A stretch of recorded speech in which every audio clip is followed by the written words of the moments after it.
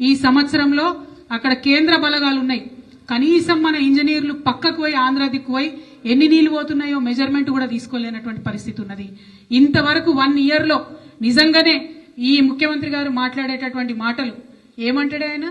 తొక్కుతా, పండబెడతా, ఇటు చేస్తా, అడి చేస్తా, కొడతా, తంతా, ఏంది పేగులు మెడలు వేసుకుంటా, ఇవన్నీ మాట్లాడు. ముఖ్యమంత్రి గారు మిమ్మల్ని ఛాలెంజ్ చేస్తా ఉన్నాం మేము.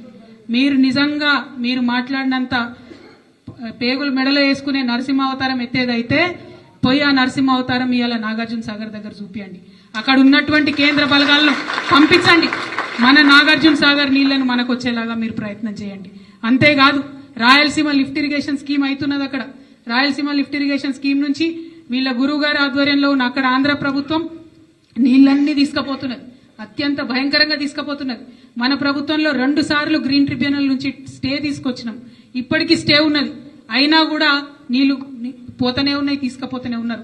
కానీ ఈయన ఒక్క మాట కూడా ఇంతవరకు తెలంగాణ నీళ్ల మీద మాట్లాడలే.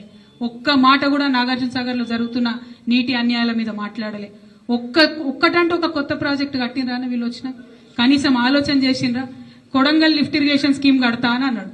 కానీ ఆల్రెడీ దానికి కేసీఆర్ గారు ప్లాన్ చేసి పథకం పెట్టి టెండర్ చేసినటువంటి ఏమో రద్దు చేసిండు. ఆయనేమో కొత్తగా ఇంతవరకు ఏమి కనీసం ఒక స్పూను మట్టి కూడా ఎక్కడ తవ్విపోయలేదు. కరెక్ట్ 10% పనిచేస్తే ఆయన సొంత జిల్లా పాలమూరు జిల్లాలో ప్రాజెక్ట్ ఫినిష్ అయి ఈపాటికి నీళ్లు వచ్చే పరిస్థితి ఉండే.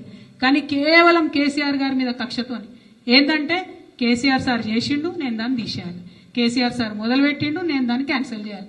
ఈ ఆలోచన తప్పితే ఇంకొక ఆలోచన లేదు. కింద 2500 రూపాయలు ప్రతి మహిళకి ఇస్తా అన్నారు.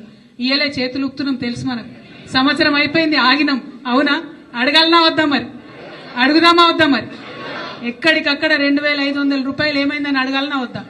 2500 నెలకు 2500 తీసుకుంటే 12 నెలలు ఎంత అవుతుంది? ఒక్కొక్క ఆడబిడ్డకు 30,000 రావాలి. అంటే ఈ ముఖ్యమంత్రి గారు ఒక్కొక్క ఆడబిడ్డకు, తెలంగాణ ఆడబిడ్డకు 30,000 బాకీ ఉన్నాడు. మా బాకీ ఎప్పుడు ఇస్తావు ముఖ్యమంత్రి గారు అని అడగాల్సినటువంటి అవసరం ఇవాళ మనకున్నది. అట్లనే ఆల్రెడీ పెన్షన్ వస్తున్నది.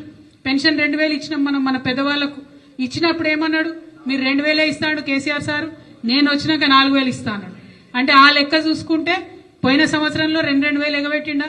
అంటే 12 నెలలు ఇంటూ 2 24,000 అయిందా? ఒక్కొక్క పెద్దవ్వకు ఒక్కొక్క పెద్దయ్యకి ఎంత ఇవ్వాలి? ఇప్పుడు ఎంత బాకీ పడ్డాడు? 24,000.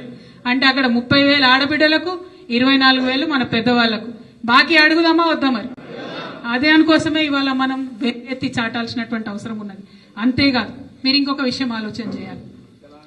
చాలా అంశాలు మాట్లాడి వికలాంగులకు సంబంధించిన అంశాలు అయితే ఘోరం, అన్యాయం, చాలా ఘోరం. ఎన్నో మాటలు